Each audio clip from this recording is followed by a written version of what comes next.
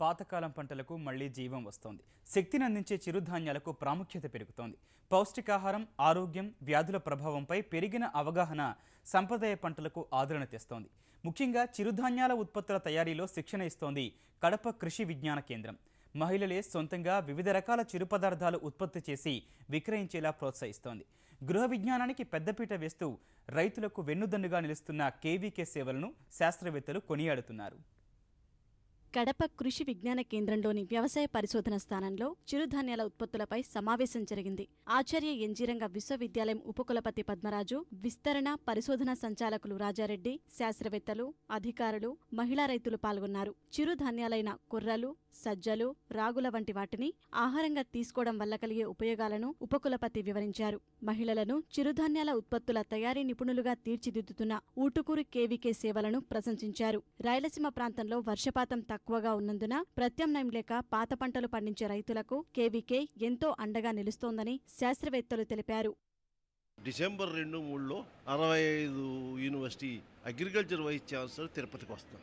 అందులో ఈ ప్రోడక్ట్స్ అన్ని సర్వ్ చేస్తాం. సో వీరందరికీ ఎక్కడి పబ్లిసిటీ వీరందరినీ తీసుకెళ్ళి వారికి కూడా ఎక్స్పోజ్ చేసి వైస్ ఛాన్సలర్ అందరికీ సహాయ సహకారాలు కూడా మేము తీసుకుంటాం. చేసిన కార్యక్రమాలు అలాగా శాశ్వతంగా ఉండిపోతాయి. నార్మల్గా ఏదో హార్టికల్చర్ అను ఆ సబ్జెక్టులో వస్తుంది, కానీ ముఖ్యంగా గృహ విజ్ఞానం మీద ఎంత పాపులర్ అయింది ఒక ఇదే కేవీకే. ఈ కడప కేవీకేని బెస్ట్ కేవీకే కూడా కాంపిటీషన్లో పెడతాం. గృహ విజ్ఞానం అనేది ప్రస్తుత పరిస్థితుల్లో చాలా ముఖ్య పాత్ర వహిస్తున్నది. ఎస్పెషల్లీ ముఖ్యంగా రాయలసీమ జిల్లా చూస్తే కరువు కాటకాలు ఎక్కువగా ఉన్నాయి. మనకు నీటి ఆధారం కూడా తక్కువగా ఉంది కాబట్టి ఇక్కడ చిరుధాన్యాల ఉత్పత్తి ఎక్కువగా జరుగుతున్నది. ఈ చిరుధాన్యాలలో మంచి పోషక పదార్థాలు ఉన్నాయి కాబట్టి ఈ కృషి విజ్ఞాన కేంద్రం ద్వారా ఉప ఉత్పత్తులు ప్రొడ్యూస్ చేయడం జరిగింది. ఈ ఉప ఉత్పత్తులు ఈ జిల్లా అంతటా వ్యాపించాయి. ఈ జిల్లా చాలామంది ఎంటర్‌ప్రెన్యూర్‌షిప్ డెవలప్ చేయడం జరిగింది.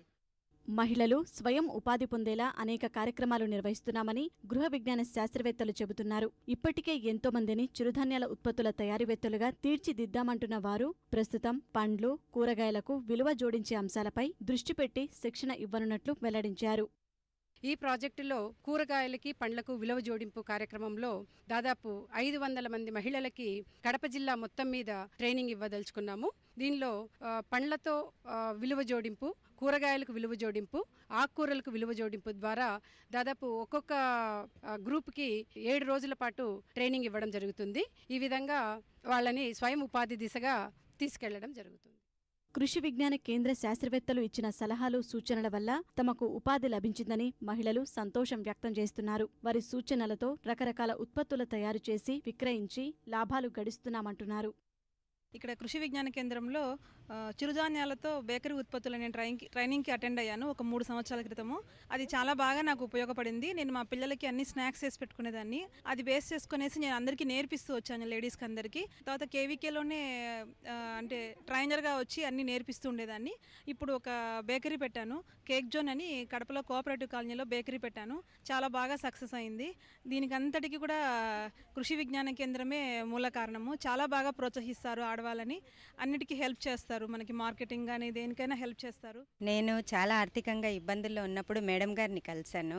మేడం గారు నాకు సేల్స్ ఎగ్జిక్యూటివ్గా ట్రైనింగ్ ఇచ్చారు. అలాగే రాగి మాల్ట్ తయారు చేసే విధానం గురించి నేర్పించారు. తర్వాత నాకు రిమ్స్లో స్టాల్ రావడము, రిమ్స్లో ఈరోజు ఐపీ విభాగం ఎదురుగా నాకు స్టాల్, ఈరోజు నేను దాంట్లోనే అక్కడ సేల్స్లోనే నెలకు నేను 10,000 జీతం తీసుకుంటున్నాను, అంటే కమిషన్ ద్వారా.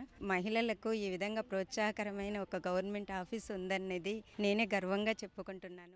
కేవీకేను సంప్రదించిన వెంటనే జీవనోపాధి చూపి తమకు అండగా అధికారులు నిలిచారని మహిళలు చెబుతున్నారు. బిస్కెట్లు, రాగి ఉండల తయారీ వంటి వాటిల్లో మెలకువలు నేర్పి ధైర్యంగా బతికే మార్గం చూపారని కృతజ్ఞతలు తెలుపుతున్నారు. స్వర్ణలత మేడంని, మేడం ఏదైనా నాకు పని చూపించండి అని నేను అడిగాను. మేడం వచ్చేసి ఇట్లా రైతు మార్కెట్లో సేల్స్ ఎగ్జిక్యూటివ్గా ఉంటావని అడిగారు. సరే ఉంటాను అని చెప్పాను.